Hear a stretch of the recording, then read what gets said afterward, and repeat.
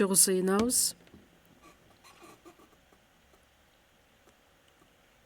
Бизди сүйгөн биздин ырайымдуу Кудай Ата. Биз Кудайдан алыстап күнөөгө баткан адамдардан элек, жаман иштерибиздин негизинде душман катары жашаган жана ошондой эле сотко жазага тартыла турган татыктуу адамдардан элек. Бирок биз таанып биле электе эле Кудай бизди биринчилерден сүйүп, биз бара турган сотко соттолуп, жазага тартылып, Ыйса Машаяктын төккөн улуу каны аркылуу биздин күнөөлөрүбүздү түбөлүккө кечирип, кайрадан сотко жазага келбей тургандай кылып, биздин эмгегибиз эмес, өз ырайымыңыздын негизинде тартуулаган улуу ырайымыңыз үчүн ыраазычылык билдирип, ушул саатта Ыйса Машаяктын улуу каны аркылуу куткарылууга ээ болгон адамдар чогулуп, сиздин сүйүүңүздү, ырайымыңызды даңкташ үчүн, сөз үйрөнүш үчүн, сиз менен чогуу болгон баарлашууга чакыргандыгыңыз үчүн ыраазыбыз. Ушул саатта биз менен чогуу экендигиңизге биз ишенебиз. Ар бир адамга көңүл буруп, өз кереметтүү колдоруңуз менен ар бир адамга жардам берип, биздин арабызда дагы да сиздин сүйүүңүздү түшүнө элек адамдар боло турган болсо, ал адамдардын жүрөгүн ачып, улуу сиздин сүйүүңүздү таанып, ишеним аркылуу түбөлүк үмүткө, түбөлүк даңкка ээ болушуна жардам бериңиз.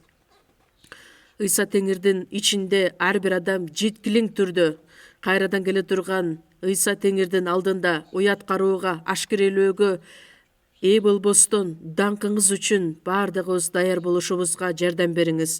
Биздин мамлекеттеги жыйындар, дүйнөнүн ар бир бурчунда жайгашкан биздин жыйындар, кыйынчылыктарга карабастан кайраттуулук менен жакшы кабар үчүн кызмат кылып жаткан баардык биздин бир туугандарды өз ырайымыңыз менен жетектеп,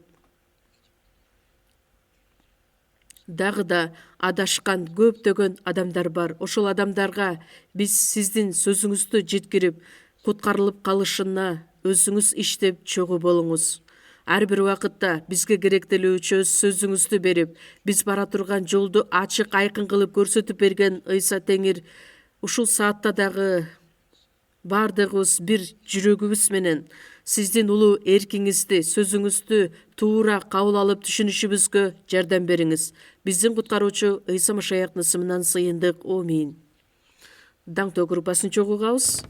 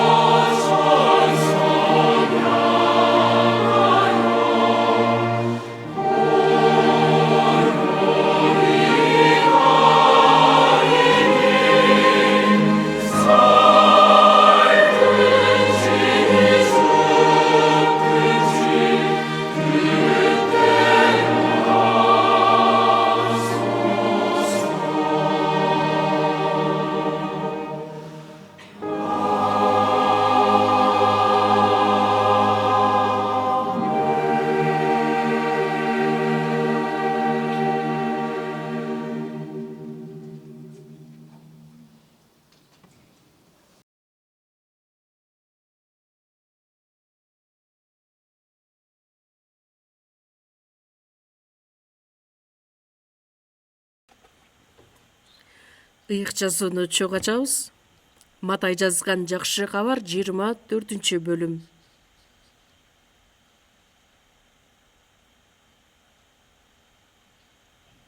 Матай жазган жакшы кабар 24-бөлүм.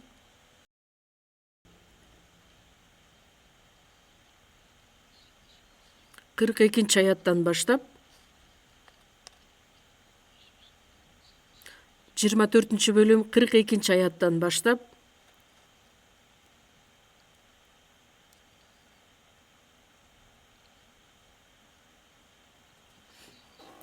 44-аятка чейин мен сиздерге окуп берейин. Матай 24-бөлүм 42-ден 44-кө чейин. Ошондуктан сергек болгула, анткени Теңириңердин кайсы убакытта келээрин билбейсиңер. Ууру түндүн кайсы убагында келээрин үй ээси билсе, сак болуп, ууруга үйүнүн түбүн каздырмак эместигин билесиңер. Ошондуктан силер да даяр болгула. Анткени Адам уулу силер күтпөгөн убакытта келет.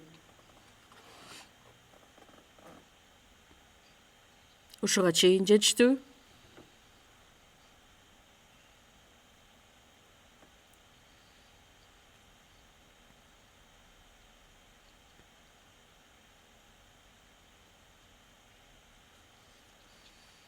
Кечээ күнү мен жана жыйындын кызматчылары жыйын өкүлдөр менен биргеликте Япон аралында жайгашкан биздин жыйындын ачылышына барып келдик.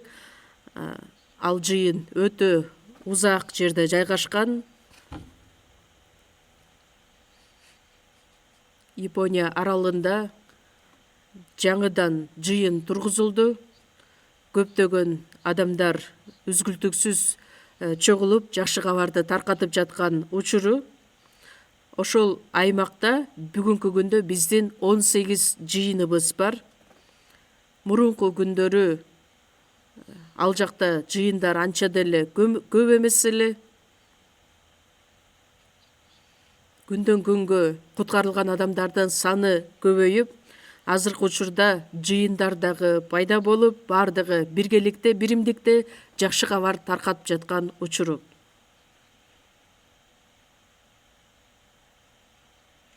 Биздин мамлекетте эле эмес, азыр дүйнө жүзү боюнча көптөгөн саясат жагынан, экономика жагынан жана ошондой эле экология жактан пайда болгон кыйынчылыктар болуп жаткан учуру. Анын бардыгы Ыйса Теңирдин келерине өтө аз убакыт калганын бизге дагы да болсо күбөлөндүрүп жатканы. Ыйса Машаяк өз сөзүндө айтты эле, ушулардын баарын көргөнүңөрдө аз убакыт калганын, босогодо турганын билесиңер. Ыйык жазуудагы айтылган сөздөр байыркы келишимде да, жаңы келишимде дагы Ыйса Теңирдин экинчи жолку келе тургандыгы жөнүндө көптөгөн сөздөр менен айтылган эле. Ыйык жазууда айтылган пайгамбарчылыктардын бардыгы бүгүнкү күнгө чейин аткарылып келген. Анан акыркы калган пайгамбарчылык бул Ыйса Машаяктын экинчи жолку келиши. Ыйса Машаяк келген учурда Кудайдын куткарылуу иши аягына жетет. Бул дүйнөнүн адамдары үчүн сот боло турган күн болот. Ошол дүйнөнүн акыры өтө жакын экендигин биз сиздер менен жакшы билебиз. Ошол себептен Ыйса Машаяктын экинчи келе турган убактысы жөнүндө мен сиздерге айтып кетейин дедим. Ыйса өзү да өзүнүн экинчи жолку келе тургандыгы жөнүндө шакирттерине дагы өтө деталдуу түрдө айтып келген. Ошондой эле элчилер дагы ар тараптуу сөздөр менен элдерди ошо окутуп келген. Азыр эле биз сиздер менен окуп кеткен аяттарды карасак, 24-бөлүм 42-аятта ошондуктан сергек болгула, Анткени Теңириңердин кайсы убакытта келерин билбейсиңер. Ыйса Теңирдин келерине өтө аз убакыт калды. Ыйсага ишенген адамдар кайрадан келе турган Теңирдин убактысын күтүп жашап келишет. Ошондуктан ал убакытта дайыма сергек болгулат. Сергек болуу деген сөздүн мааниси кандай? Уйкуга каршы туруу. Уйкуга салыштырып айткан сөз. Куткарылган адамдар да эми жаңы өмүргө, түбөлүк үмүткө ээ болгондуктан биздин руханий жашообуз Кудайдын көз алдында ар дайым сергек жашоо болушу керектиги жөнүндө айтылат. Ошондуктан сергек болгула, анткени Теңириңердин кайсы убакытта келерин билбейсиңер.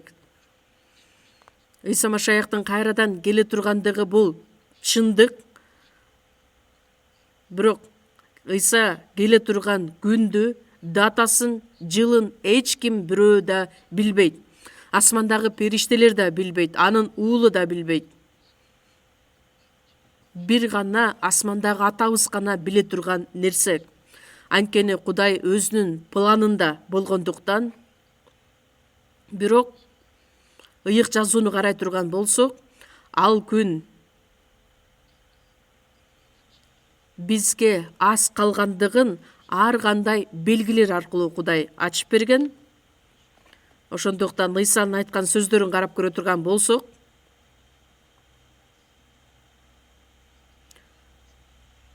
Теңириңердин кайсы убакытта келерин билбегендиктен, ууру түндүн кайсы убагында келерин үй ээси билсе, анда сак болуп, ууруга үйүнүн түбүн каздыртмак эместигин билесиңер. Израиль элинин үйлөрү азыркы үйлөрдөн айырмаланган. Азыркыдай кирпич эмес, ылай кирпичтен жасалган. Анан ылай менен шыбап коюшкан. Ошондуктан алардын үйү өтө алсыз, мындай акыбалда эле. Ошондуктан уурулар кирген учурда алар эшигин ачып кирбестен ошол дубалды тешип киришкен эле. Эгерде уурунун кайсы убакытта келерин үй ээси билсе, анда ага жол берет беле. Үйүн каздыртат беле.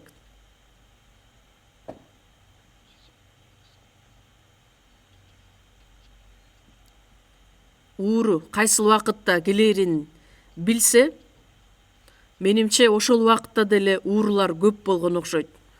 Ошондуктан ууру түндүн кайсы убакытта келерин билбейсиңер. Мынчанчы күнү, баланча саатта келем деп айта турган болсо, анда алар даяр болмокто.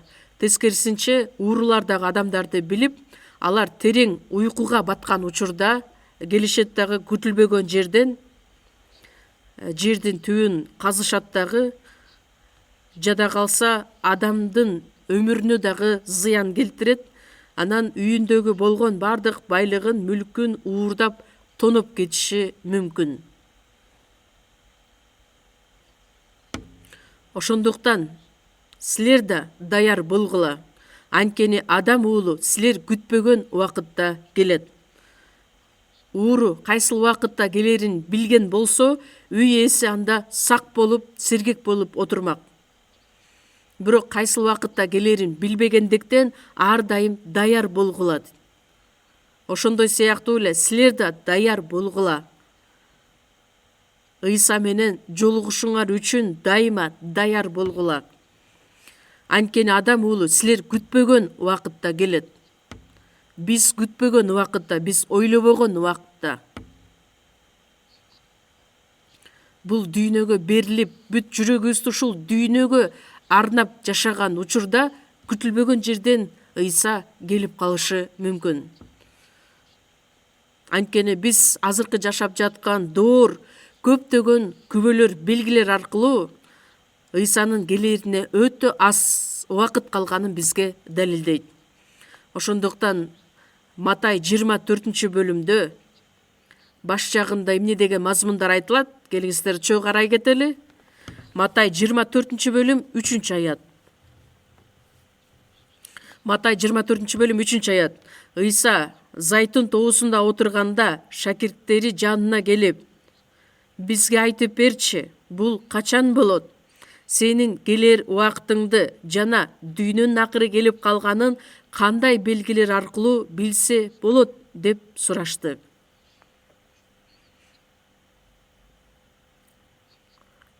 Ыйса Теңир менимче көп эле жолу шакирттерине айтып келген эле, өзүнүн экинчи жолку келе тургандыгы жөнүндө жана дүйнөнүн акыры жөнүндө. Ошондуктан алар Зайтун тоосунда отурганда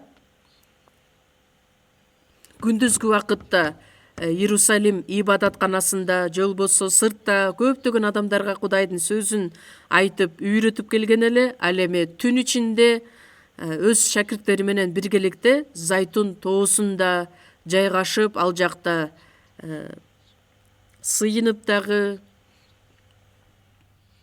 уктап дагы убактысын өткөргөн. Ошондуктан Зайтун тоосунда отурганда шакирттери жанына келип, бизге айтып берчи, бул качан болот?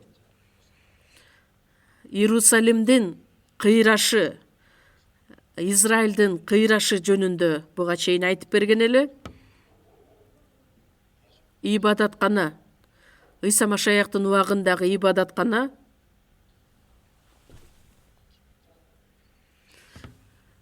биздин заманга чейин 586-жылы Вавилония аркылуу Сулайман падыша тургузган ибадаткана толугу менен өрттөлүп жок болгон, кыйраган.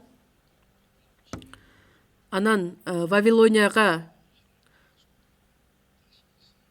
туткунга алынган Израиль эли 70 жылдан кийин кайрадан өз элине, жерине кайтып келишет дагы Заравевел аркылуу ошол кыйраган ибадаткананы кайрадан өз калыбына келтиришкен. Албетте биринчи тургузулган ибадатканага салыштырмалуу аябай деле көрктүү эмес эле.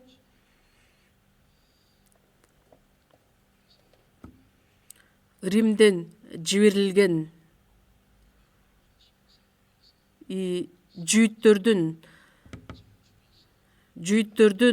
жүрөгүнүн акыбалы тынчтыкта болушу үчүн ошол ибадаткана тургузулсун деген буйрук берилет дагы.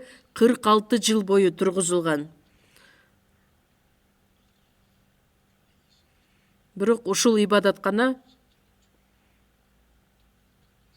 көбүнчө таштар менен тургузулган.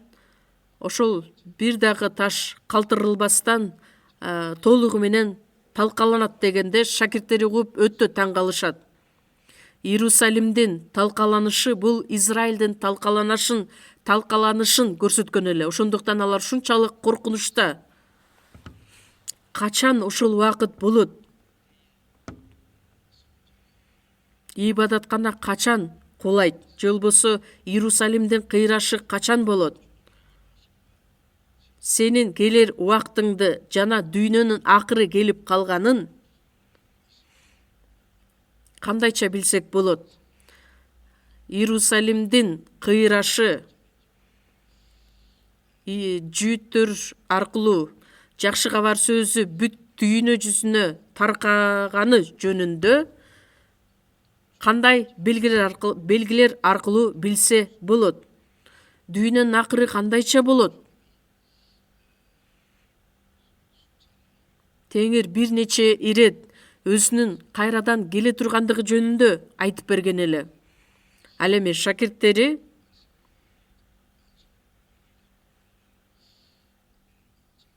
кайсыл убакытта ошолор аткарылат деп алар кызыгып Ыйса Машаяктан дагы сурап жаткан учуру дүйнөнүн акырында жана Ыйса Машаяк келер астында кандай белгилер болот? Дүйнө жүзүнүн тарыхын Кудай эмне үчүн калтырып койду эле. Ыйса Машаяк өлүп кайра тирилгенден кийин Иерусалимден башталган жакшы кабар сөзү бүт дүйнө жүзү боюнча таркатылып, ишеним аркылуу көптөгөн куткарылган адамдар жана куткарылбаган адамдар деп экиге бөлүнөт. Бейишке бара турган адамдар жана тозокко бара турган адамдар. Ошонун эң акырында Ыйса кайрадан бул дүйнөгө келет. Ошондуктан сенин келер убактың жана дүйнөнүн акыры кандайча белгилер аркылуу билинет. Ыйса белгилер жөнүндө айтып кеткен эле.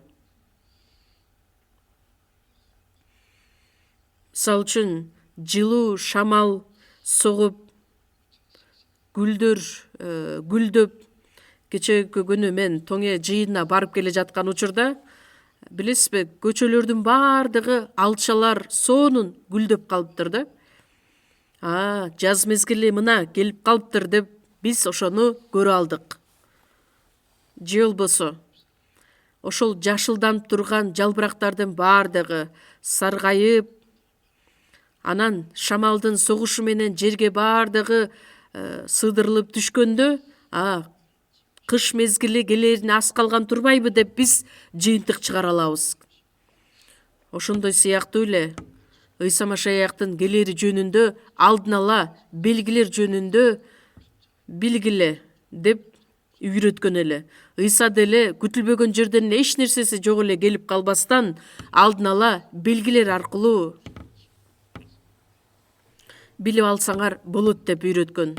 Бизди деле кызыктырган суроо болуш керек бул нерсе.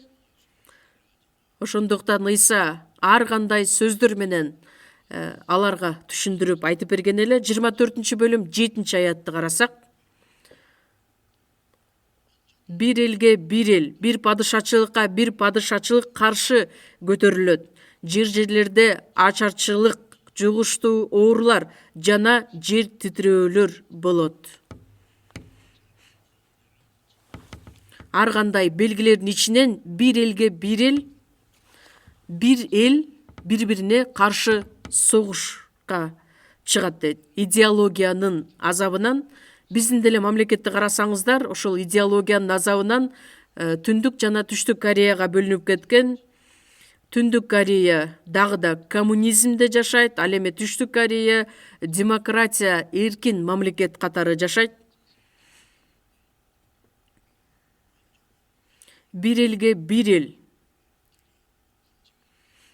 согуш болот.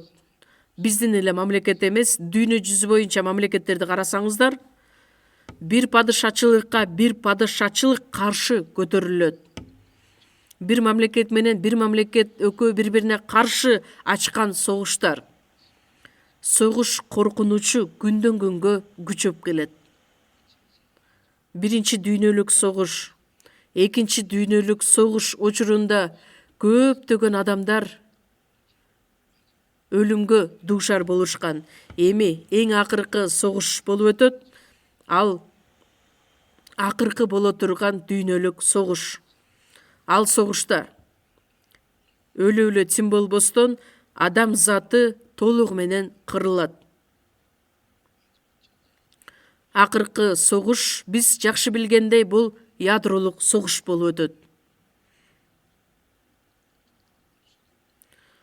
Кудай Содом жана Амур шаарлары моралдык жактан күнөө кетирген учурда башталыш 19-бөлүмдө дагы деталдуу түрдө айтып берди эле го. Кандайча кыйраганы жөнүндө. Анан топон суу болгон учурда дагы Нух пайгамбардын убагында Кудай бул дүйнөнү суу менен соттогон. Азыркы учурда Нухтун убагынан да Содом жана Амур шаарларынан дагы ашып ташыган күнөө дүйнө жүзүн каптап келет. Дүйнөнүн акыркы согушу болушуна алып келет. Азыр дагы Кудай эмне үчүн дүйнөнү соттоп тим болгон жок? Анткени 2-Петр 3-бөлүмдө айтылат, теңир алдында бир күн 1000 жылдай, 1000 жыл бир күндөй Кудай күтүп келет. Анткени бир дагы адамдын адашып өлүп калуусун Кудай каалабагандыктан, жок дегенде бир адам куткарылып калсын деп Кудай бир күндү 1000 күн катары, 1000 жылды бир күн катары күтүп келет.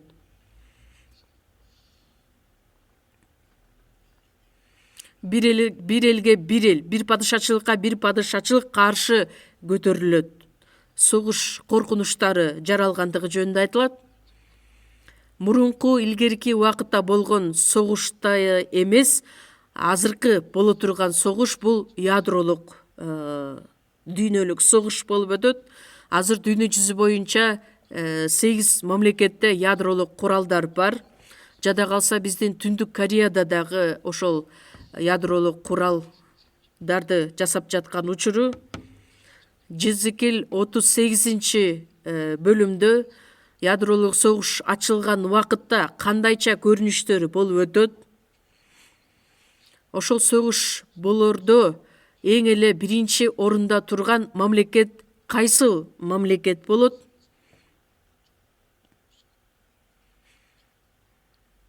Кайынча мамлекеттер биригип ошол согушту ачат. Анан көптөгөн башка коңшу мамлекеттердин бардыгын чогулуп Иерусалимге, Израилге каршы согуш ача тургандыгы жөнүндө айтылат. Азыркы учурда дагы аларга көптөгөн даярдыктар көрүлүп жаткан учуру. Ыйык жазууда кандай айтылган болсо, эң алдыңкы мамлекет катары Иран дагы азыр кошулуп жатат. Иранда дагы ядролук курал жараткан мамлекет болуп саналат. Ядролук куралдар азыр канчалык деңгээлде жасалып жатат? Жердин астында, жер үйлөрдө ошонун бардыгын даярдап келишет.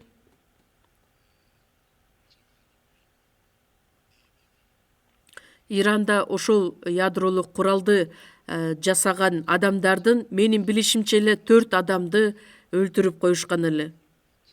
Анткени алар жеңил машинага отуруп, ордунан жылайын дегенде ал жактан бомба атырылып өлтүрүлгөн 4 адам же 6 адам.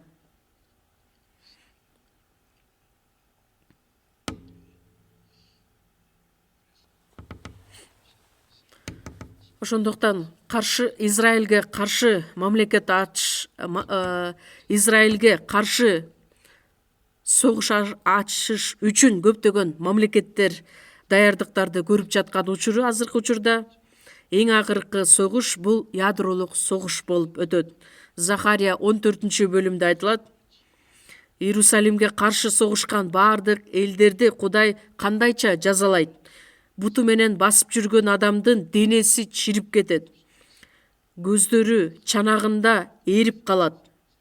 Оозундагы тили кургап калат. Эмне үчүн? Адамдар ойлошот да, адам жерге көмүлгөндө ал денеси чирийт деп. Бул аятта айтылат, буту менен басып бара жатканда эле анын денеси чирип, көзүнүн чанагында агып калат дагы, оозунун тили кургап калат. Кайсыл учурда болот? Ядролук согуш учурунда. Жада калса адамдар кандайча болуп өлөт ошого чейин жазып койгон. Ал ядролук согуш сөзсүз түрдө болот.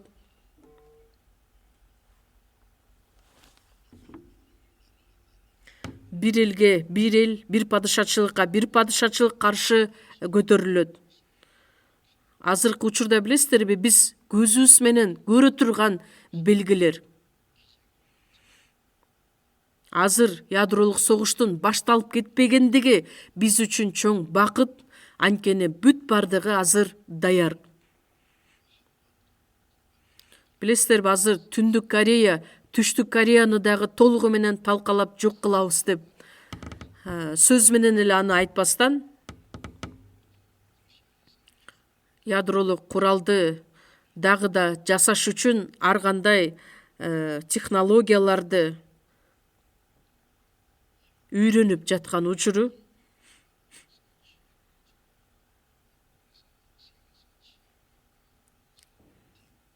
дүйнө жүзү боюнча өздөрүн эң алдыңкы ядролук куралга ээ болгон мамлекетпиз деп өздөрүнүн атагын чыгарып келишет. Карап көрө турган болсок, өтө эле коркунуч доордо жашап жатабыз. Антет десе эле биз коркуп отуруп алганыбыз туура эмес. Ядролук согуш кайсыл тараптан башталбасын сөзсүз түрдө аткарылат. Бирок ал дүйнөнүн акырына алып келет. Ошол күн болгонго чейин Ыйса Машаяк бул дүйнөгө келет. Содом жана Амор шаарлары талкаланганга чейин Лот жана анын 2 кызын ал шаарлардан алып чыккандай эле топон суу менен дүйнө жүзүн соттогонго чейин Нухту жана анын үй бүлөсүн 8 адамды толугу менен куткарып кемеге кирип, андан кийин топон суу менен дүйнөнү соттогон. Ошондой сыяктуу эле бул дүйнөнүн акыры от менен соттолот. Отту даярдап жаткан адамдар, ошол адамдар ошол отко чалдыгып кыйрашат деп Ышая китебинде айтылат. Адамдар өздөрү азыр алдыңкы технология менен ядролук куралдарды жасап жатышат, бирок өздөрү ошол отко түшүшөт. Бирок ошол согуш болгонго чейин Ыйса Машаяк келет дагы биз аны менен абада жолугушабыз. Топон суу болгонго чейин Енохту Кудай өзү асманга алып кеткендей эле Лот жана анын кыздарын Содом Амор шаарларынан алып чыккандай эле 1 Тессалоникалыктар 1 бөлүмүндө Ыйса Машаяк бизди алып кетет, бизди келечектеги каардан куткарат деп айтылат. Дүйнөнүн акыркы соту, дүйнөнүн акыры болгонго чейин Ыйса бизди алып кетет. Ошондуктан ушул нерселерди көрүп биз коркпостон Ыйса Машаяктын келерине өтө аз убакыт калганын билип, өзүбүздү биз даярдап, дайыма сергек болууга аракеттенишибиз керекпиз. Матай 24 бөлүм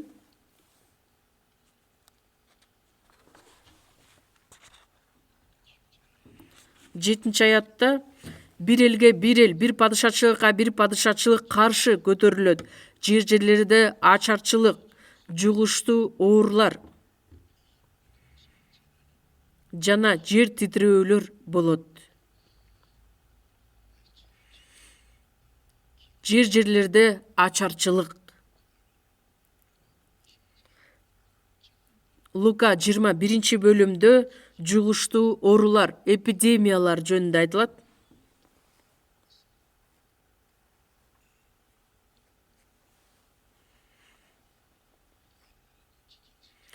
Жер титирөөлөрдү айта турган болсок, илгерки убакытта деле жер титирөөлөр көп болгон, бирок 21 кылымдан баштап жер титирөөлөрдүн саны күндөн күнгө көбөйүп келет. Акыркы эле учурда жер титирөөнүн азабынан канча адамдар кырылып жатышат. Жакында эле Мьянмада 7 балдан ашкан жер титирөө болду да көптөгөн адамдардын өмүрүн алып кетти. Аны жакшы билесиздер. Дүйнө жүзү боюнча жер титирөөлөр дүйнөнүн акырынын белгилери катары көрсөтүлөт. Ачарчылык бул тамак аштын жетишпестиги. Мурунку учурда дагы ачарчылык болгон. Бирок азыр дагы абанын бузулушу, экологиялык кыйынчылыктардын азабынан көптөгөн талаадагы өсүмдүктөр өспөйт, кургакчылык болгондуктан же тамак аш болбойт. Кээ бир мамлекеттерде ушунчалык ачкачылыктан адамдар өлүп бара жаткан учурун байкасак болот. А бизде болсо эмне жээрибизди билбестен адамдар диетага отурушуп кантип арыктайм деген адамдар дагы өтө көп.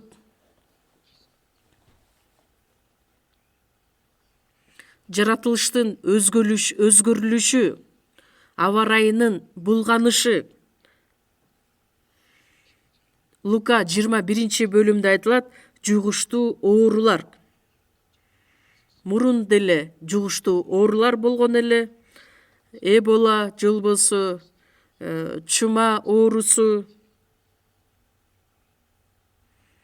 Ошондой эпидемиялык оорулар бар эле, адамдар ошол ооруга чалдыгып өлүп келишкен эле. Ал эми биздин замандагы жакында болуп өткөн коронавирус пандемиясы бир эле кыска мөөнөттүн ичинде дүйнө жүзүн каптап кирди.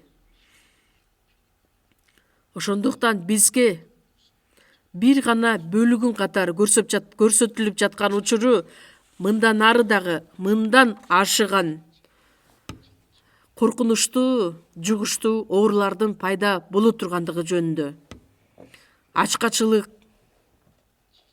жер титирөөлөр, жугуштуу оорулар, эпидемиялык оорулар. Ушулардын баардыгы болот деп айтылган. Карап көрсөңүздөр, азыр бүт дүйнө жүзү боюнча биз түздөн түз ошолорду көрө алсак болот. Мунун баардыгы кыйынчылыктардын башталышы гана.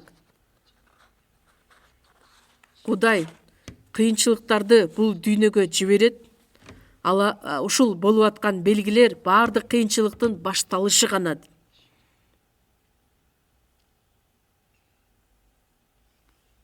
Андан кийинкиси 11-аятты карасак, көптөгөн жалган пайгамбарлар чыгып, көптөрдү адаштырат. Матай 24:11.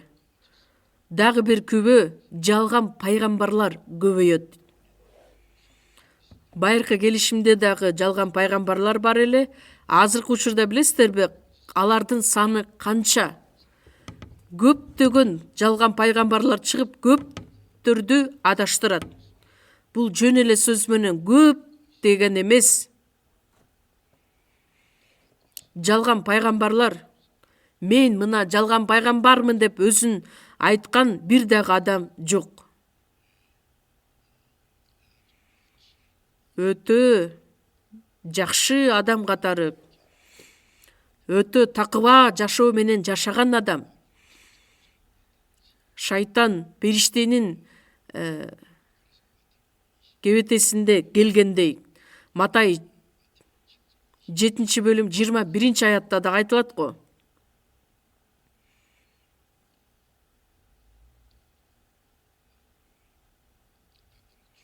Мени теңир дегенден бар эле асман падышачылыгына кирбейт. Теңир дегендер кимдер? Көптөгөн адамдар жалган пайгамбарлар чыгат дагы көптөрдү адаштыргандыктан жыйындар да көп азыркы учурда. Ар кандай агымдар да көп, пасторлар да көп. Өтө тырышчаактык менен кызмат кылган адамдар да өтө көп. Бирок алардын баардыгы туура түздөн түз ыйык жазууда айтылгандай жакшы кабар таркатса кандай жакшы болот эле. Байыркы келишимдеги жалган пайгамбарлар канчалаган эсептейли. Ал эми Кудайдын чыныгы пайгамбары бир эле жалгыз болгон убакыт дагы бар эле. Азыркы учурда өзүн өзү мен пайгамбармын деп атап алган адамдардын саны канча? Алардын кылган иштерин карай турган болсоңуз, алар чынында жогорудан төрөлгөн адамдарбы? Жалган нерсени сүйлөгөн адамдар. Өздөрүн ушунчалык ыйык адам катары көрсөтүшөт, жакшы иштерди кылышат, эки жүздүү адамдар. Азыркы биздин заманда жалган пайгамбарлар өтө көп. Ошондуктан чыныгы Кудайдын пайгамбарларын, Кудайдын жиберген кишилерин жолуктуруу өтө кыйын. Азыркы учурда карасаңыз, Ыйса Машаякка ишенген адамдардын саны өтө көп. Бирок ошолордун ичинен чыныгы жогорудан төрөлгөн адамдар менен жолугуш бул оңой нерсе эмес. Ошондуктан Лука 13-бөлүмдө айтылат: тар дарбаза аркылуу киргиле. Анткени каалагандар көп, бирок бардыгы кире бербейт. Чынында тар дарбаза аркылуу кирген адамдар өтө аз. Анткени жалган пайгамбарлар жалган нерсеге үйрөткөндүктөн көптөрдү адаштырат.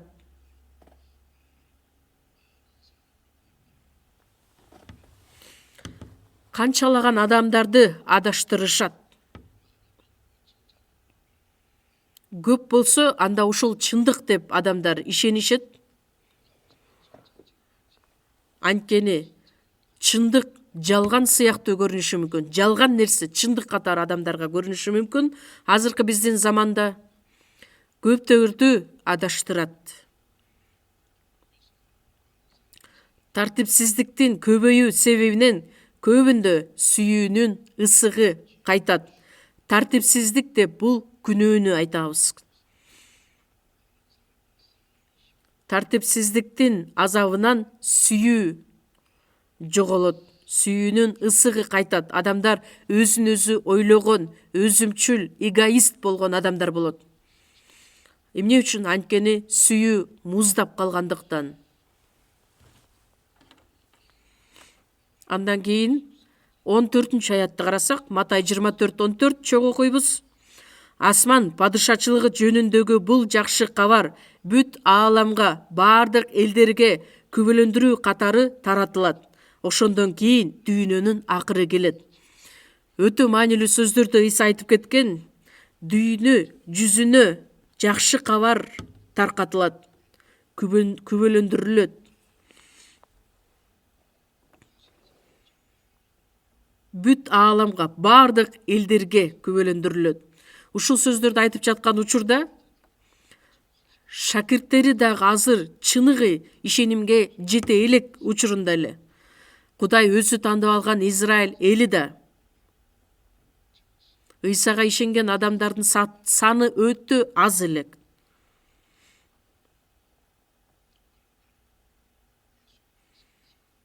Ыйса Машаяк ушул сөздөрдү айткандан кийин, 2000 жыл өткөндөн кийин Иерусалим, Самария, бүт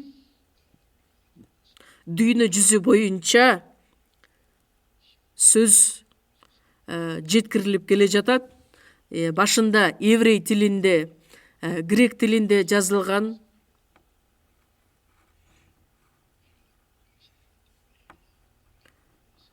Жаңы келишим бул гректердин убактысы болгондуктан грек тилинде. Азыр еврей тилинде же болбосо грек тилинде айтылса, анда кайсыл адам аны түшүнөт эле. Жакшы кабар сөзү бүт дүйнө жүзүнө таркатылышы үчүн ар бир мамлекеттин тилине которулушу керек болот. Азыркы күндө статистика боюнча 3686 тилге которулган.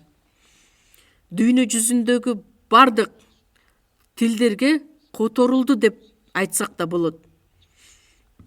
Бүт ааламга, бардык элдерге күбөлөндүрүү катары таратылат. Ошондон кийин гана дүйнөнүн акыры келет. Дүйнөнүн акыры келет деген сөз Ыйса Машаяктын экинчи келе турган убактысы. Кудай белгилеп койгон убакыттын аягында биз сиздер менен куткарылып калганыбыз. Бир дагы биз шектенбестен Ыйса Машаяктын келээринин астындагы белгилер боюнча бардыгы аткарылып жаткандыгын биз көрүп жатабыз го. Же калган аткарылбаган нерсе барбы? Ошол белгилерден дагы бир маанилүү белгиси бар. Матай 24-бөлүм 32-аятты дагы чогуу окуйбуз. Матай 24-бөлүм 32-аят. Анжир дарагынан сабак алгыла, анын бутактары көп бүчүр байлап калганда жай келерине аз калганын билесиңер. Ошол сыяктуу эле силер мунун баарын көргөнүңөрдө аз убакыт калганын, босогодо турганын билсеңер болот.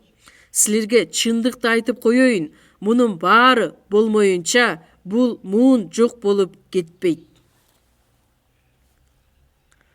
Анжыр дарагынан сабак алгылат. Анжыр дарагы эмнени билдирет? Израиль элин көрсөтөт.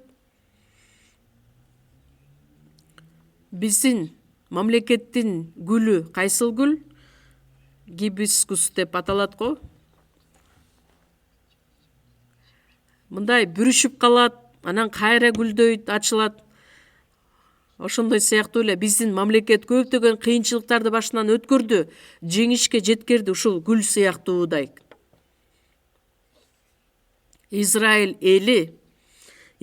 элин күбөлөндүргөн дарак бул анжыр дарагы. Эмне үчүн анжыр дарак? Анткени анын гүлү жок. Эгерде ошол инжирдин ичин ачып көрө турган болсоңуздар, гүлү ичинде болот. Гүлү ичинде жашырылган. Ал анжыр дарагы ыйык жазууда карай турган болсок, Израиль эли тил албаган учурда жаман жараксыз анжыр дарагы сыяктуусуңар деп айткан. Израиль эли туура эмес иш кылган учурда жараксыз, мөмөсүз анжыр дарагы сыяктуу эле. Матай 21-бөлүмдө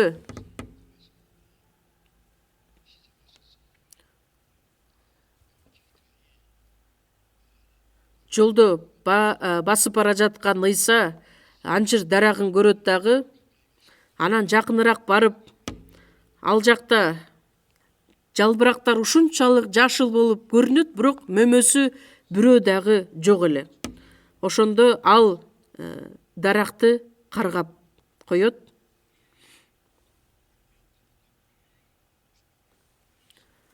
Мөмө байлабайт деп, анан кийин мындан ары эч качан жемиш болбосун деп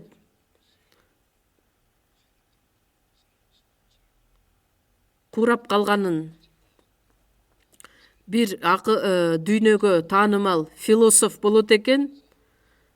Өзүнүн чоң апасынын кол алдында чоңойгон, Ыйса Машаякка ишенген адам. Бирок ал өзү Кудайга ишенген эмес эле, чоң апасы ишенсе дагы.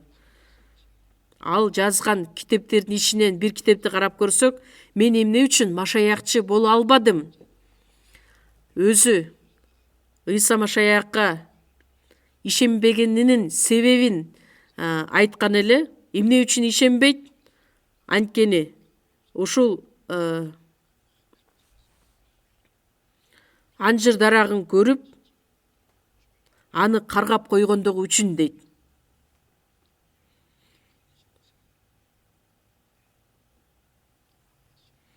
Ыйса мөмөсү жок дегендиги үчүн кууратып, аны каргап салган жок.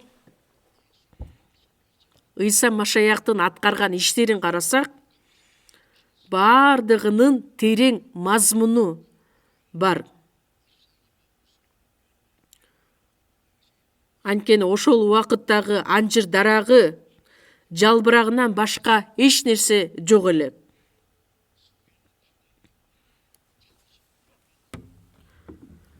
Жалбырактары көп, бирок ичинде бир дагы мөмөсү жок эле. Ошол учурдагы Израилдин акыбалын көрсөткөн эле. Израилдыктар Кудайга ишенген эмес эле.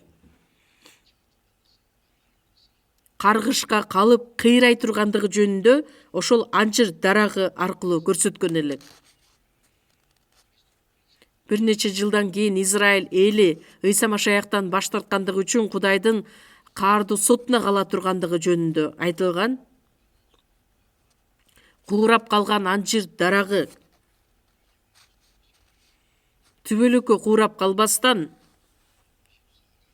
Матай 24-бөлүм 32-аятта кайрадан окуйлу. Анжыр дарагынан сабак алгыла, анын бутактары көп бүчүр байлап калганда жай келерине аз калганын билесиңер. Ошол сыяктуу эле силер да мунун баарын көргөнүңөрдө аз убакыт калганын, босогодо турганын билсеңер болот. Мен кичинекей горшокко ошол анжыр дарагын отургузуп көргөнмүн. Анан кышы бою бир дагы өзгөрүүсү жок, куурап калгандай көрүндү да. Анан жулуп салсамбы деп ойлодум. Анан карап, мейлем тура берсинчи деп карасам, жаз мезгили өттү. Анан жай мезгили келерине аз калганда бутактары көп бүчүр байлап баштады. Тирүү калган турбайбы деп ойлодум. Израиль эли дагы биздин замандын 70-жылынан баштап 135-жылда дүйнө жүзүнө чачырап кетет. Израиль эли өз жеринде жашабай тургандагы бүт дүйнө жүзүнө чачырап кетишкен эле. 100дөн ашык мамлекетке таркаган эле.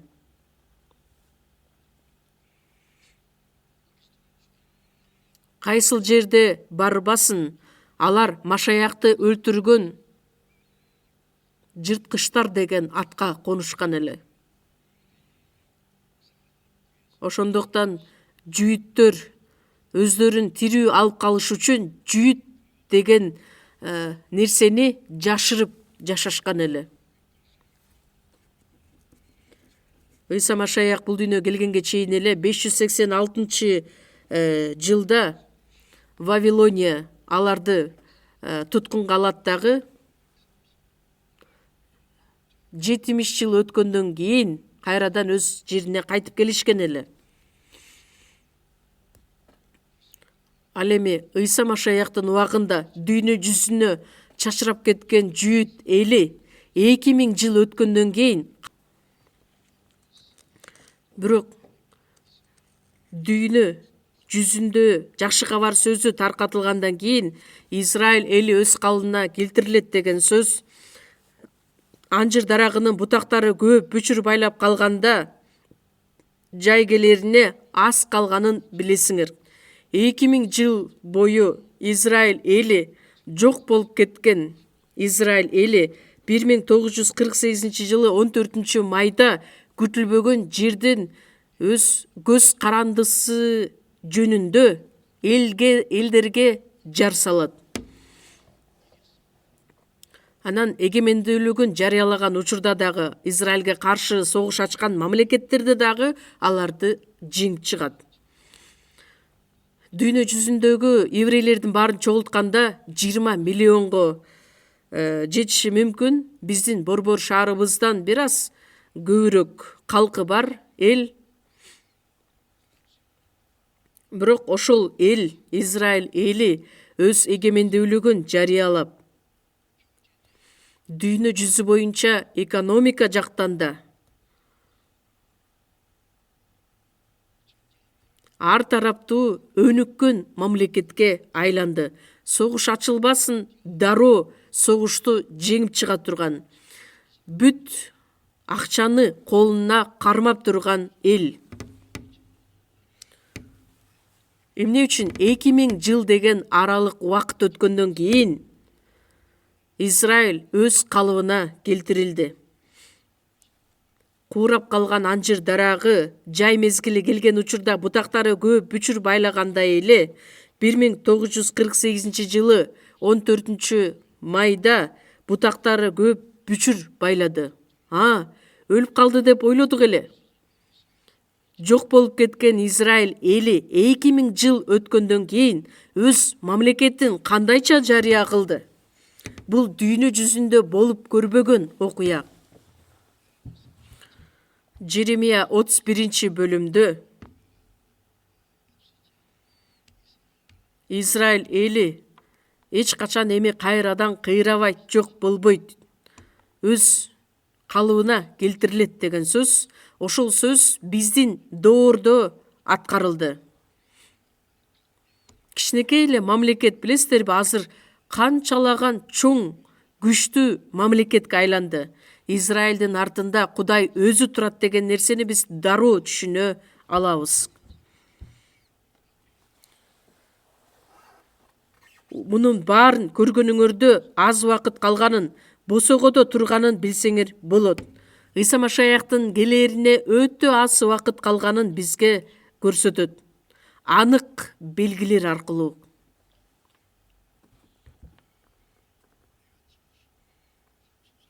Отуз төртүнчү аятта, Матай 24:34-тө силерге чындыкты айтып коеюн, мунун баары болмоюнча бул муун жок болуп кетпейт.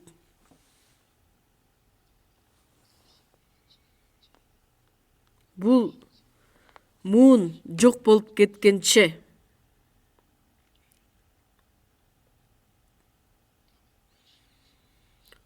ошол убакыттагы доордогу жашап жаткан адамдар тирүү болгон учурда Пилат айкаш-чыгачка Ыйсаны кадаш үчүн, айкаш-чыгачка эмне үчүн Ыйсаны кадайбыз деп чечим чыгардыңар. Пилат 3 жолу күнөөсүз Ыйсаны өлтүрүүгө макул болгон эмес элек. Бирок жүйүт эли аны айыптап, сен да Ыйса тараптасың деп. Анан Пилат коркок адам болгондуктан Израиль эли эгерде митинг кылып башаламандыкка алып келе турган болсо, ошол бунт кылып жаткан Израиль элин көрөт дагы. Пилат мен анда элдин алдында колун жуйт дагы, бул күнөөсүз адамдын ордунда менин күнөөм жок, менин катышым жок деп айтканда, Израиль эли анын төккөн каны биздин жана биздин балдарыбыздын мойнунда болсун. Күнөөсүз Ыйсанын өлүп жатканы, анын төккөн каны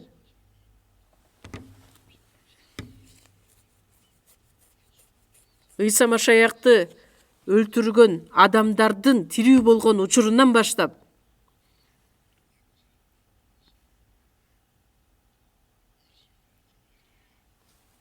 ушул муун жок болуп кетмейинче аткарылат. Кайсыл убакытта? Биздин убакытта. Бир нече жыл мурун карай турган болсок, Израиль эли дүйнө жүзүндө жок эле. Жери да жок эле. Анткени Израиль элин башка мамлекеттер өздөрүнө каратып алган эле да. Ошондуктан алар кандайдыр бир жолду колдонуу менен өз жерин кайрадан өзүмдүк кылып кайтарып алышат. Карап көрсөңүз, биздин логикага дал келбеген, түшүнүүгө мүмкүн эмес нерсе. Бирок ушунун баардыгын көрүп туруп, Кудай өзү аткарып жатат деген нерсени биз түшүнө алабыз. Израиль элинин тарыхы жалпысынан бул кереметтин тарыхы. Израиль эли күнөөгө батып каргышка калса дагы, аларды тандап алган Кудай тирүү Кудай экендигин далилдеш үчүн кайрадан Кудай аларды өз калыбына келтирди. Биздин доордок. Биз тирүү болгон учурда Ыйса Машаяк келет деген сөзгө биз дагы ишене алабыз. Биз тирүү болгон учурда. Бул өтө эле маанилүү маселе экенин билесиздерби? Ойлонуп көрсөңүздөр жакшылап.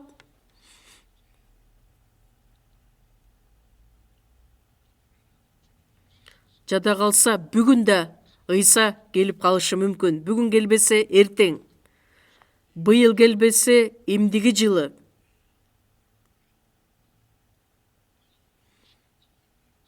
Анын себеби да бар да, эмне үчүн Ыйса батыраак бүгүн келген жок. Бирөөсү куткарылган адамдар куткарылган күндө дагы туура эмес жашап жаткандыгы үчүн туура жашоо менен жашасын деп мүмкүнчүлүк катары аларга берилип жаткан учуру. Теңир үчүн жашайм деген мүмкүнчүлүк бизге дайым эле боло бербейт да. Ал эми куткарылбаган адамдар үчүн куткарылып калсын деп 1 жылды 1000 жылдай, 1000 жылды 1 күндөй Кудай күтүп турат.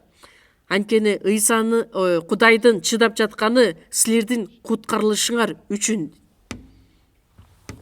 Ошол 2 себеп менен анын келбей жатканын билсек болот.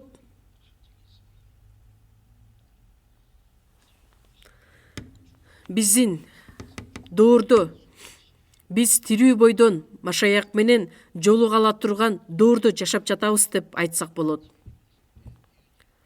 Ыйса Машаяктын экинчи жолу келе турган учурда кандай нерселер болуп өтөт, ошону да карай кетели. 1 Петр 1 бөлүм. Петрдин жазган 1 каты 1 бөлүм 13 аят.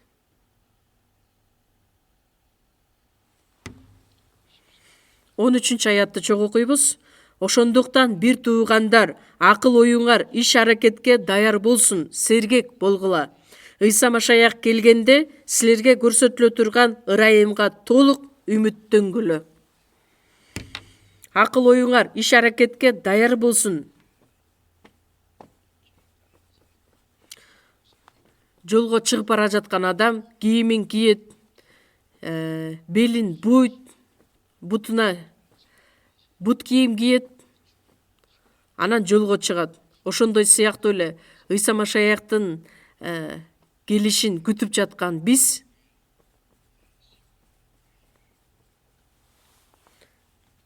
иш аракетибиз да, жүрөгүбүз дагы бардыгы даяр жана өзүбүз сергек болушубуз керекпиз.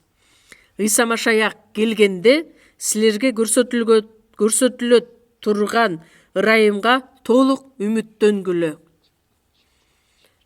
Биринчи келген Ыйса адамдарды куткарып алыш үчүн келген эле. Айкаш-чыгачка кадалыш үчүн. Ал эми экинчи жолку келүүсүндө бардыгыбызды толук ырайымга толтуруш үчүн.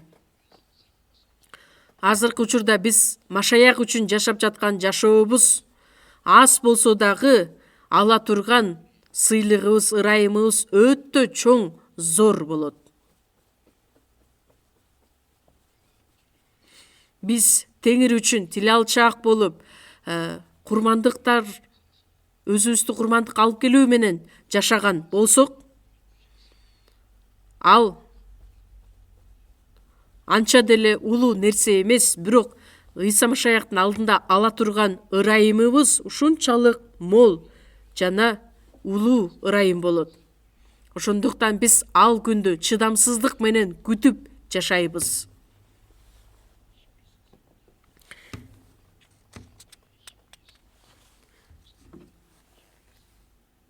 Еврейлерге жазылган кат 10 бөлүм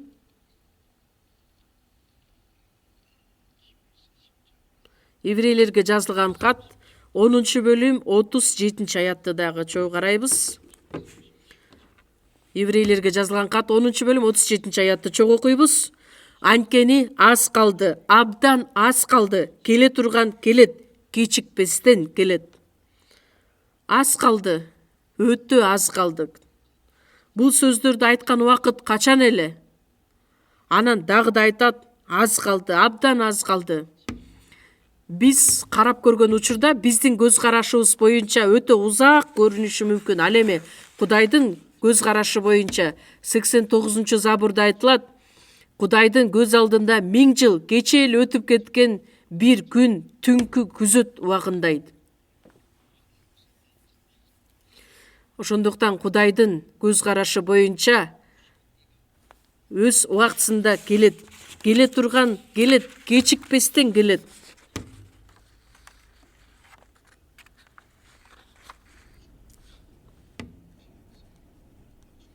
Ыйса Машаяктын келе турган убактысы бизге дагы убадаланган убакыт.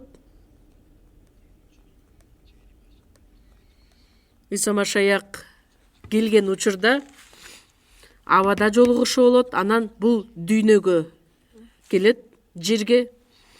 Матай 24 бөлүмдө 40 аятта Ошол учурда эки адам талаада иштеп жүргөн болот, бирөөсү алынат, бирөөсү калтырылат. Эки аял жаргылчак тартып отурган болот, бирөөсү алынат, бири калтырылат. Лука 17 бөлүмдө ошол түнү бир төшөктө жаткан эки кишинин бири алынат, бири калтырылат. Эки адам талаада иштеп жаткан учуру. Анан күтүлбөгөн жерден бирөөсү алынат, бирөөсү ошол бойдон калтырылат. Эртең менен кечинде аялдар тамак жасап, израилдыктар жаргылчак тартып, дан менен тамак жасашкан эле, жаргылчак тартып отурат дагы, анан эки аялдын бирөөсү күтүлбөгөн жерден алынат, бирөөсү калтырылат. Экөө бир төшөктө уктап жаткан болот. Бирөөсү алынат, бирөө калтырылат. Күндүз убакыт жумушта иштеп жаткан болобу, же кайсы иш менен алек болбосун, күтүлбөгөн жерден ыйса ал адамды алып кетет. Эртең менен болобу, түштө болобу, кечинде болобу. Баланча куткарылган бир тууган күтүлбөгөн жерден асманга алынып кетти. Ал тамак жасап жаткан болсо, жубайым баардыгы күйүп кетти го, күйүк чыттанып жатат десе, куткарылбаган күйөөсү ошол бойдон жалгыз калтырылат, ал эми куткарылган аялы алынып кетет. Уктап жаткан учурда да, терең уйкуга баткан учурда дагы куткарылган болсо, ал алынат. Ошондуктан кеч болобу, эртең мененки убакыт болобу, күндүз болобу, бир жерде түнкү убакыт болушу мүмкүн, бир жакта эртең мененки убакыт.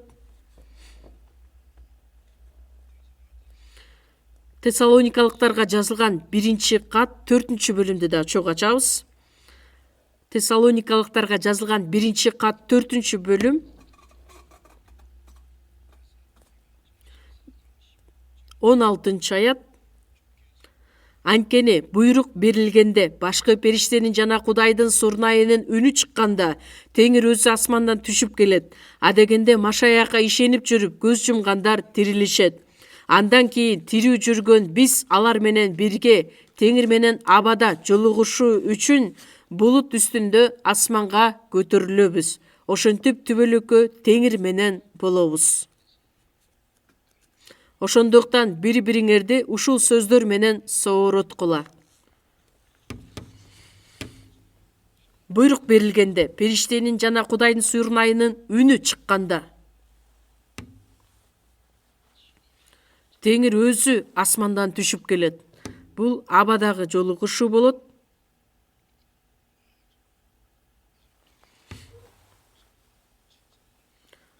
Кудайдын сурнайынын үнү чыкканда, периштенин үнү чыкканда, Теңир өзү асмандан түшүп келет. Машаякка ишенип жүрүп көз жумгандар тирилишет. Куткарылган, бирок көз жумган адамдар биринчиден тирилишет. Куткарылган адамдар, анын руху бейиште, денеси мүрзөдө жаткан болот. Адегенде Машаякка ишенип жүрүп көз жумгандар тирилишет. Андан кийин тирүү жүргөн биз, бул дүйнөдө тирүү калган биз, алар менен бирге Теңир менен абада жолугушуу үчүн булут үстүндө асманга көтөрүлөбүз. Ошентип түбөлүккө Теңир менен болобуз.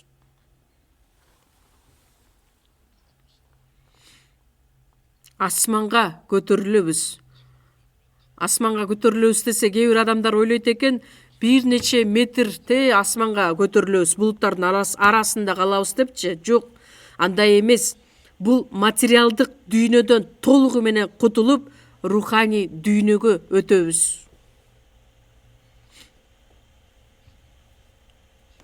Бул асманга көтөрүлүү дегенди билдирет.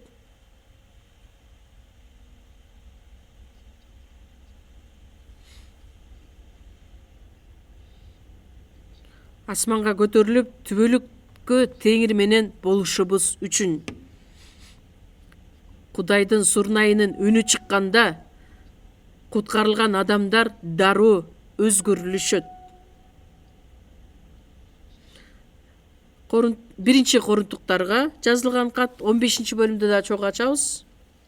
Корунтуктарга жазылган биринчи кат 15 бөлүм.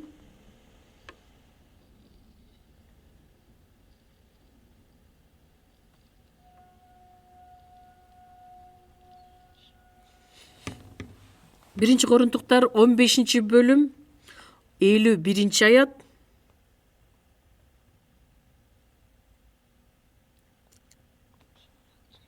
Элүү биринчи аят жана 52 аятты чогуу окуйбуз. Силерге бир жашыруун сыр айтайын.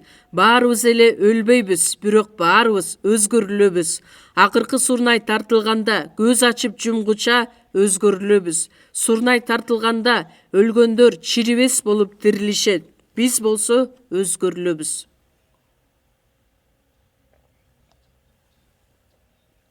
Баарыбыз эле өлбөйбүз. Акыркы сурнай тартылганда көз ачып жумгуча өзгөрүлөбүз.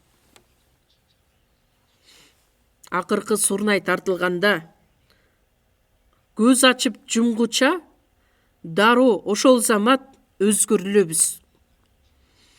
Биздин чири турган ушул денебиз эми чирибес болуп өзгөрүлөбүз. Даңктуу денеге өлгөндөр чирибес болуп тирилишет. Биз болсо өзгөрүлөбүз. Рухий денеге, чирибей турган денеге өзгөрүлөбүз. 54 аят чогуу окуйбуз.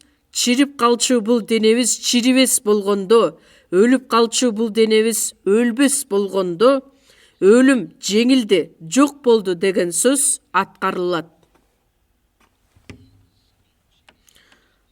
Чирип калчу дене чирибес болгондо, өлүп калчу дене өлбөс болгондо, өлүм жеңилди, жок болду деген сөз аткарылат. Өлүмдүн доору бүттү толугу менен, жеңилди.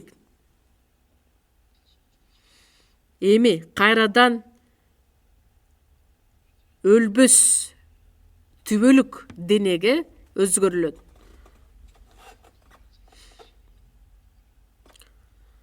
Тирилген адамдар эми өлбөс түбөлүк денеге өзгөрүлүшөт. Ушул сөзгө биз ишенишибиз керекпиз. Убактысында көрө жатарбыз деп айтканга мүмкүн эмес.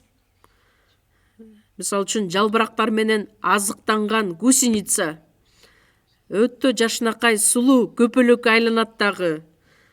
Телевизордон карасам, көпөлөктөр үйүрү менен жада калса деңиздерди, океандарды учуп өтүшөт. Ошондуктан биздин чири турган денебиз чирибес өлбөс денеге өзгөрүлөт дагы, даңктуу денеге айланат.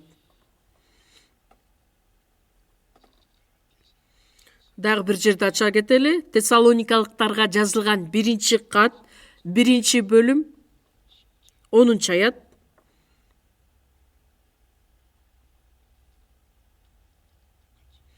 Чогуу окуйбуз. Өлгөндөрдүн арасынан тирилткен уулу Ыйсаны асмандан күтүп жатканыңар жөнүндө айтып жатышат. Ал бизди келечектеги каардан куткарат. Өлгөндөрдүн арасынан тирилткен уулу Ыйсаны асмандан күтүп жатканыңар жөнүндө айтып жатышат. Ал бизди келечектеги каардан куткарат.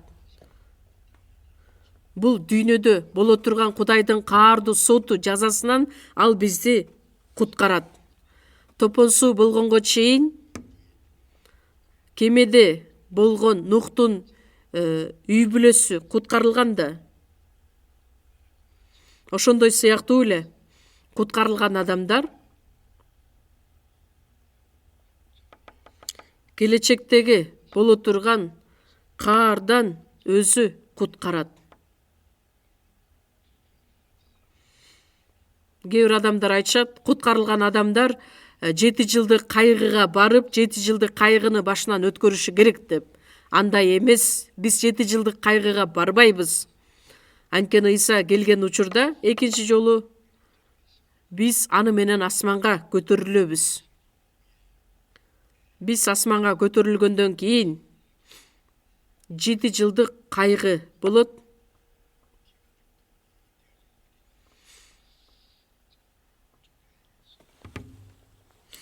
Дагы бир жерди ача кетели чогуу.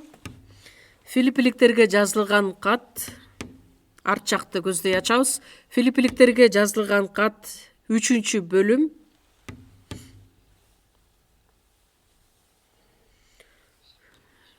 20 аят. Филиппиликтерге жазылган кат 3-бөлүм 20 аят. 20-21 аяттар чогуу окуйбуз. Ал эми биздин мекенибиз асманда, асмандан куткаруучубузду Теңирибиз Иса Машаякты күтүп жатабыз. Ал өзүнүн бардыгын багындыра ала турган кудуреттүү күчү менен биздин даңкынан ажыраган денебизди өзгөртүп, өзүнүн даңктуу денесиндей кылат. Биздин мекенибиз асманда.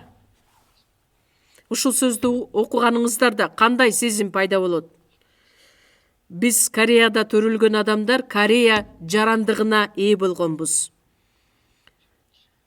Өзүбүзгө ишенүү менен Кореянын жаранымын деп айта алабыз. Ошондуктан мамлекет биз үчүн кам көрөт, кандайдыр бир кыйынчылыктар болсо, мамлекет бизге жардам берүүгө тийиш. Ал эми куткарылган адам түбөлүк бейиштин жараны. Бизде 2 жарандыгыбыз бар. Денебиз азыр бул дүйнөдө жашап жаткандыктан кайсы мамлекетте жашасак, ошол мамлекеттин жараны болуп саналабыз. Бул дүйнөнүн жарандыгы убактылуу гана. Ал эми асман падышачылыкка бара турган жарандыгыбыз ал түбөлүккө берилген.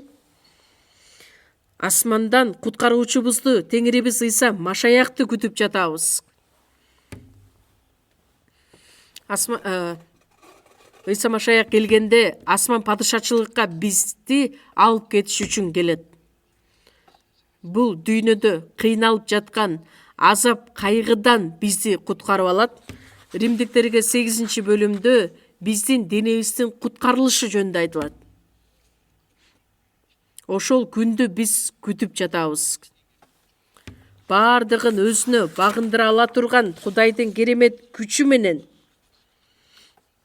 Кудай сөз менен дүйнөнү жараткан, өзүнүн сөзү менен, күчү менен бул дүйнөнү башкарып келет. Ошол эле кудуреттүү күчү менен биздин денебизди даңктуу денедей кылып өзгөртөт. Рухий денеге айландырат. Жийиркеничтүү гусеница көпөлөккө айланган сыяктуудай эле биз дагы ошол күндү чыдамдуулук менен күтүп жашап келебиз.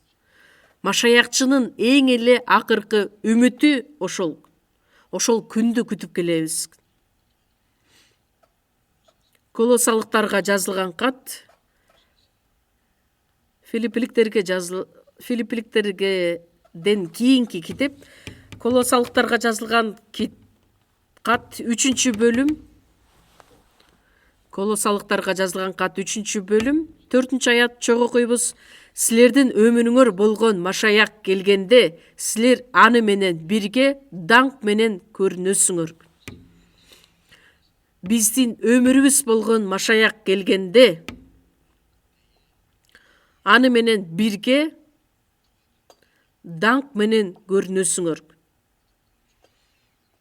Биз дагы Теңирдин даңкына ээ болобуз. Ал даңк канчалык керемет экендигин азыр биз элестете да калбайбыз. Силер түшүнөсүздөр азыр же түшүнбөйсүздөрбү? Албетте азыр түшүнбөйбүз, бирок барып көргөндө, мына ушул нерсе даңк турбайбы?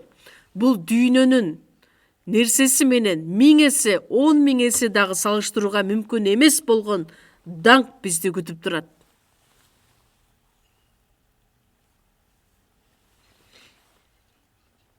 Матай 16 бөлүмдү дагы чогуу ачалы. Матай 16 бөлүм.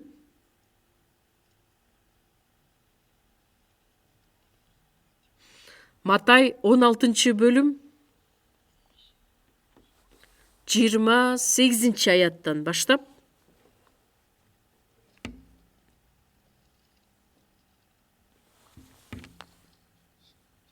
Матай 16 бөлүм 28 аятты мен силерге окуп берейин. Силерге чындыкты айтып коеюн.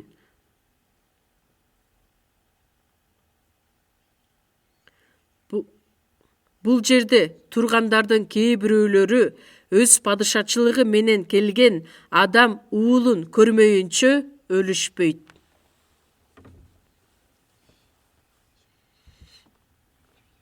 Ыйса өзүнүн шакирттери менен бирге болгон учурда айтат, бул жерде тургандардын кээ бирөөлөрү өз падышачылыгы менен келген адам уулун көрмөйүнчө өлүшпөйт. Анда алар Ыйсанын шакирттери өлгөнү качан? Анан кантип алар адам уулун көрдү эле? Ыйса Машаяктын экинчи жолу келе тургандыгын шакирттерине алдын ала көрсөтүп айтып берген эле. Шакирттери көрөт деген сөз эмес. Ошол нерсени 17 бөлүм 1 аятта 6 күн өткөндөн кийин Ыйса Петерди, Жакыпты жана анын бир тууганы Жаканды ээрчитип бир бийик тоого чыкты. Ошол жерде алардын көз алдында Ыйсанын көрүнүшү өзгөрүлдү. Анын жүзү күндөй жаркырап, кийими аппак болуп калды. Анан аларга Ыйса менен сүйлөшүп жаткан Муса менен Илияс көрүндү.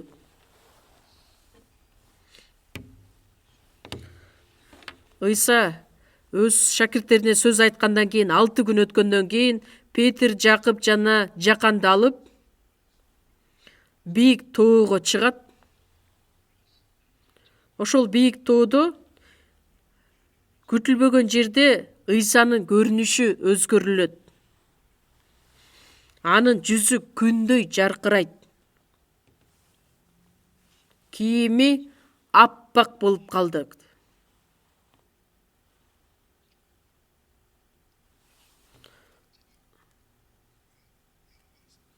Ыйса даңктуу денеге өзгөрүлдү.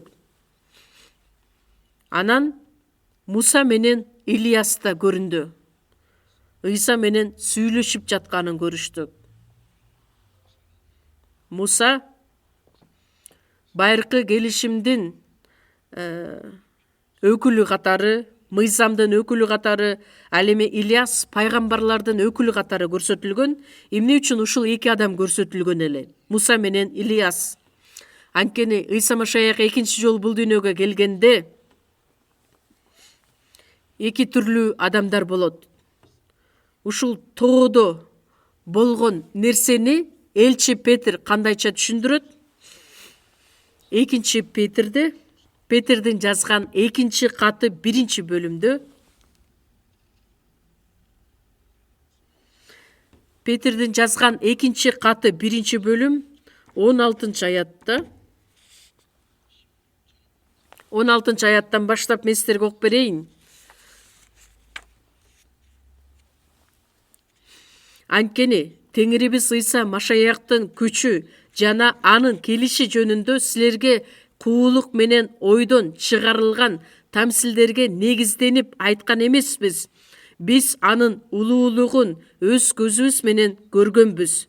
Себеби Машаяк даңктуу улуу Кудайдын бул менин сүйүктүү уулум, мен ага ыраазымын деген үнүн укканда, Кудай Ата аны урмат сыйга жана даңкка бөлөгөн. Асмандан келген ошол үндү биз да укканбыз. Анткени ыйыктоодо аны менен бирге болгонбуз. Элчи Петр эмне деп айтат? Ыйса Машаяктын күчү жана анын келиши жөнүндө силерге куулук менен айтып жаткан жокпуз. Анткени биз өз көзү менен көргөнбүз дейт. Кайсыл убакытта? Бийик тоодо Ыйса өзгөрүлгөн учурда Ыйса өзү экинчи жолу кандайча келет ошол жөнүндө алдын ала көрсөткөн эле. Бул менин сүйүктүү уулум, мен ага ыраазымын деген үнүн укканда, Кудай Ата аны урмат сыйга жана даңкка бөлөгөн. Ал үндү биз да укканбыз, анткени ыйыктоодо аны менен бирге болгонбуз. Элчи Петр алдын ала ошону көргөн эле. Боло турган ишти Кудай алдын ала көрсөткөн учурларда болгон эле. Анда эмне үчүн Муса менен Илияс көрүнгөн эле? Муса Мисир жергесинен Израиль элин куткарып алат дагы Канаан жерге чейин жетектеген адам эле, бирок Иордан жеринен Канаан жерин жөн гана көргөн эле, Канаан жерине барган эмес эле, ошол жерде өлгөн. Ал эми Илияс Кудайдын астында жүргөн, Кудайга кызмат кылган, бирок тирүүлөй Кудайга кеткен адам эле. Муса аркылуу Кудайга ишенип өлгөн адамдарды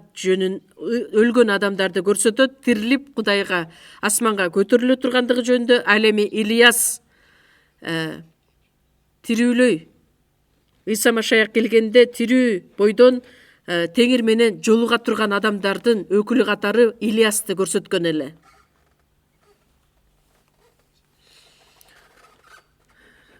Мусага окшош болуп, асман падышачылыкты алыстан гана көрүп көз жумган адамдар, бирок ал адамдар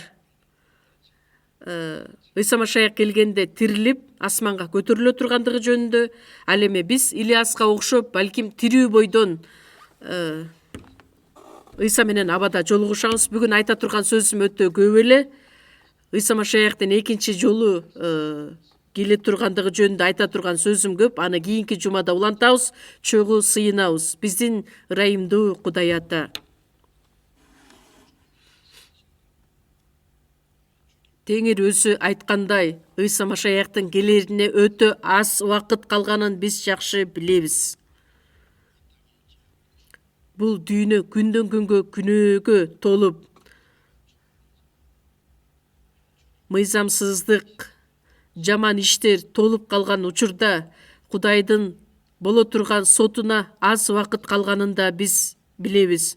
Кандай кыйынчылыктар болбосун, биз куткарылган адамдар бир гана сиздин сөзүңүзгө тил алчаак болуп, кайрадан келе турган Ыйса Машаяктын алдында биз өзгөрүлгөн денебиз менен биргеликте түбөлүк даңкка ээ болушубуз үчүн жардам бериңиз. Бизге берилген даңктуу үмүтүбүз бул дүйнөдө убаракерчилик өтүп кетчү нерселер үчүн эмес, бизди куткарып алган Ыйса Машаяктын даңкы үчүн жашашыбызга тил алчаак болушубуз үчүн, туура жашоого умтулушубуз үчүн дайыма бизди баталаңыз. Биздин куткаруучу Ыйса Машаяктын ысымынан сыйындык. Аминь.